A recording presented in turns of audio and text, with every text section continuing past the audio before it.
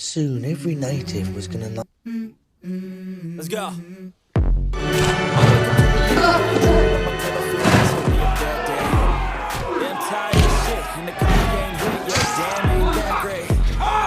Film ini diangkat dari kisah nyata yang bermula dari seorang bapak-bapak kriminal yang kecanduan baku hantam dan ingin terkenal dengan caranya sendiri. Film ini berjudul Bronson. Sebelum kekacrutan terjadi, di sini terdapat keluarga cemara yang sangat harmonis, yaitu keluarga Peterson. Dan dia mempunyai seorang anak yang bernama Michael Peterson. Michael ini bercita-cita jika sudah besar ingin jadi orang terkenal, mau jalur YouTube, pargoi di TikTok, ataupun jalur apa saja, yang penting terkenal dan diakui. Dan ternyata saat dia sudah jebrok, dia pun menjadi monster paling bengal di seluruh penjara Inggris sampai kerajaan Inggris, dan pemerintah pun ketar-ketir karena ulahnya. Tetapi di sisi lain, dia adalah simbol perlawanan dan seorang pahlawan dari para napi. Michael mempunyai nama panggung Russ Bronson. Saat dia masih remaja, dia adalah seorang remaja yang soleh dan santuy. Tetapi saat dia dibully oleh teman sekelasnya, disinilah bermula Bronson jadi suka ngacak-ngacak caduk alias ribut. Selain melawan murid, tetapi dia juga berani melawan gurunya sendiri, dan dia suka ngacak-ngacak tai. Lalu pihak sekolah pun menemui orang tuanya untuk menjelaskan kelakuannya, tetapi Peterson malas untuk mendengarkan bacotannya, dan dia lebih memilih anaknya yang seperti monster. Beberapa tahun kemudian, Bronson beranjak dewasa. Dia bekerja di suatu toko roti, dan di sini ada Irene, yaitu rekan kerja Bronson. Ternyata Bronson mengeluarkan otak suramnya, yaitu mencuri uang kasir dengan santuy, dan si Irene malah tidak melarangnya, dan dia malah mengasih kecupan pada Irene sebagai ucapan terima kasih. Lalu tidak lama kemudian, polisi datang ke rumahnya dan memberi hidayah pada Bronson. Bukannya dia nurut, malah ngacak-ngacak cadu.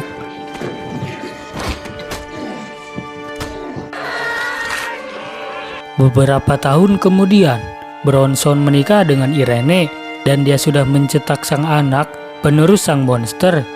Karena faktor ekonomi yang ripuh, akhirnya dia melakukan hal yang membagongkan dengan merampok kantor pos hanya dengan senjata shotgun. Dan alhamdulillah, dia mendapatkan uang recehan.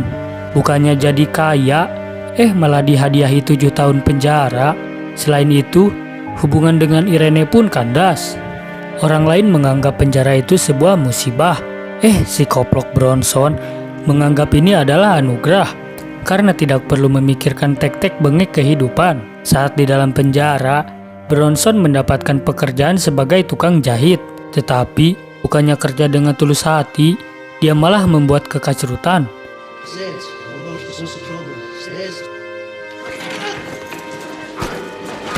Lalu karena ulahnya yang membagongkan, akhirnya dia dipindahkan ke tempat khusus napi yang lebih memberontak. Lalu di sini, Bronson bukannya mikir, dia malah merasa bangga karena sudah terkenal dan diakui. Di lingkungan barunya, dia bekerja sebagai penyaji dan pengantar makanan.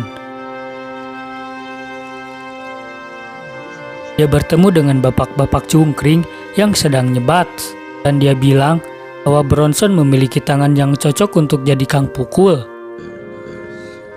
Karena pujiannya itu, Bronson malah semakin bengal sampai dia berani menghajar pak polisi, dan lebih koploknya lagi, menghajar semua orang termasuk teman satu lapasnya. Karena kekoplokannya, Bronson pun viral di media dan terkenal. Bahkan, Raja Inggris pun mengetahui masalah tersebut.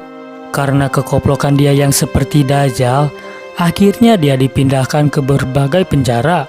Dan karena polisi sudah ogah mengurus Bronson, akhirnya dia dipindahkan ke rumah sakit jiwa. Dia dikasih obat agar otaknya tidak sedeng lagi.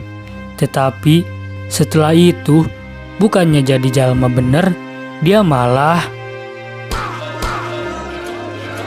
tetap saja membagongkan. Bronson tetaplah Bronson, mau orang sebesar apapun hadapannya, dia tetap akan melawannya. Setelah beberapa hari kemudian, Bronson pun malah lebih memberontak, sehingga dia diberi biusan agar dia bisa tenang walaupun sejenak. Lalu dia sering diberi biusan agar dia bisa diam dan tidak memberontak seperti hari-hari sebelumnya. Karena efek biusan tersebut, Bronson sangat merasa tersiksa dengan keadaan itu dan hanya bisa mendengarkan bacotan temannya saja.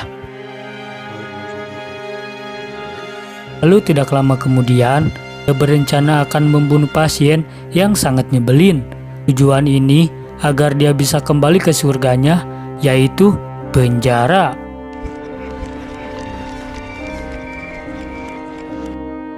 Ternyata bukannya dipindahkan ke penjara, malah pindah ke ruangan sakit jiwa yang lebih ketat. Karena kondisi itu, Bang Bronson lebih berontak sampai melarikan diri dan menghancurkan kota. Ini adalah dokumentasi saat menghancurkan kota. Bronson tidak hanya jadi orang yang terkenal di Inggris, tetapi dia juga orang yang paling menyusahkan. Beberapa tahun kemudian, saat dia bebas dari penjara, dia dijemput oleh kedua orang tuanya yang si paling sayang pada Bronson.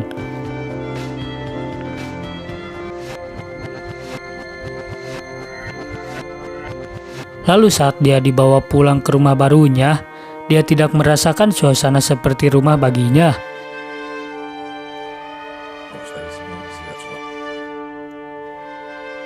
Sehingga dia memutuskan untuk ngingkig ke rumah lamanya di Luton.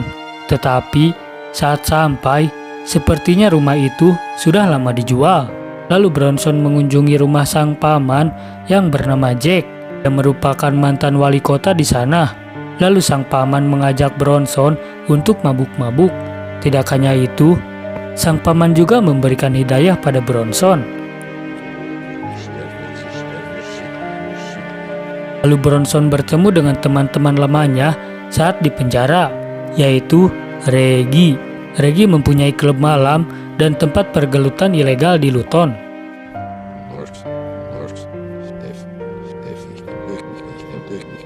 Lalu di sini, Reggie menghasut Bronson bahwa dia bakal mendapatkan penghasilan banyak di dunia keributan.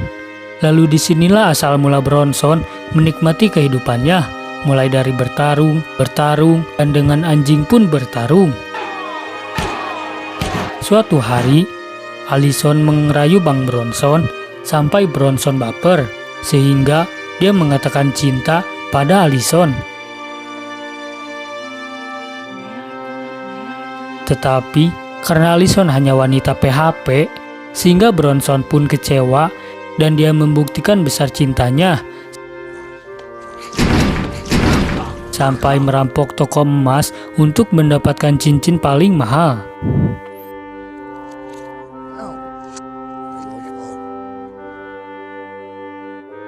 Lalu saat cincin itu diberikan pada Allison untuk mendapatkan hatinya,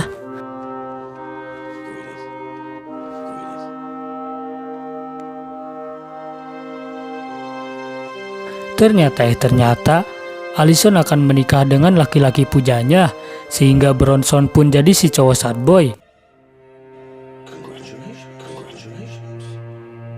Tidak lama kemudian, polisi menangkapnya karena kasus pencurian emas, dan alhasil dia kembali ke habitatnya.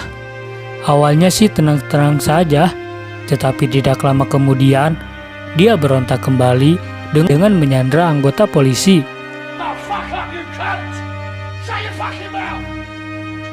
Dan sang kapten terkaget dengan kekoplokan Bronson. Lalu dia berharap untuk tidak membuat onar di lapas dan melepaskan sandraan itu. Di sini Bronson meminta imbalan kalau dia melepaskan sandraannya.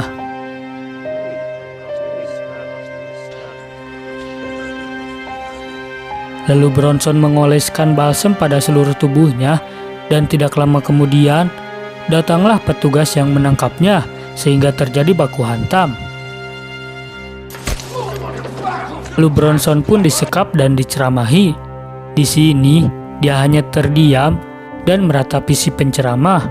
Setelah itu, petugas memberikan aktivitas baru pada Bronson, yaitu guru seni. Setelah Bronson menggambar Ria, ternyata saat dicek, dia menghasilkan gambar dengan unsur seni yang luar biasa, sehingga Bronson pun menjadi si cowok tenang yang sedang menggambar. Hasil karya Bronson mendapatkan aura positif dari orang-orang.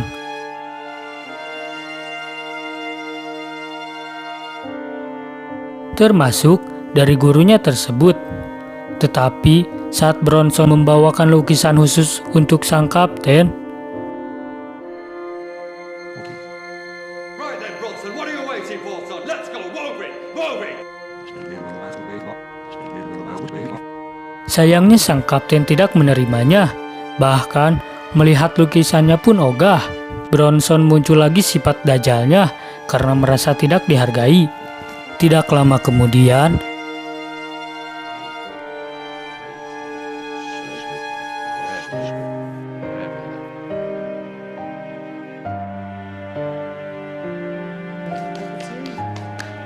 dia mengeksekusi guru seninya.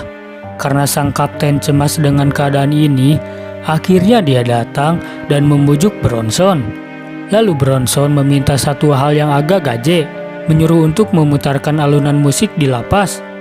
Dan mau tidak mau, mereka harus melakukannya.